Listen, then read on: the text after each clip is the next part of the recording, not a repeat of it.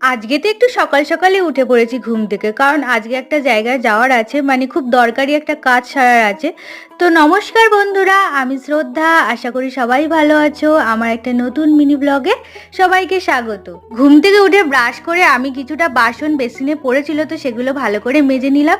তারপরে আমি একটু দোকান থেকে স্লাইস রুটি নিয়ে এসেছিলাম, তো চা আর একটু রুটি করেছি। তো আজকে বেরোনোর আছে বললাম, আর মা বলেছিল কিছু জামা কাপড় কেচে দিয়ে যেতে, কারণ আজকে হালকা একটু রোদ উঠেছিল।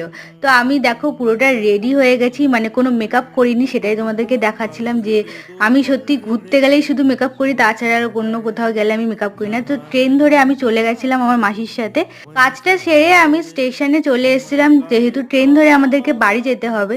তো সেই জন্যই ট্রেনের অপেক্ষায় বসেছিলাম। 1 ঘন্টা লেট, মানে 1 ঘন্টা পরে ট্রেন এসছে। তো বাড়ি এসে ভালো করে স্নান করে নিয়েছি, আর মাকে বলেছিলাম সেরকম কিছু রান্না করতে হবে না। ভিডিওটা ভালো লাগলে অবশ্যই লাইক, কমেন্ট, শেয়ার আর সাবস্ক্রাইব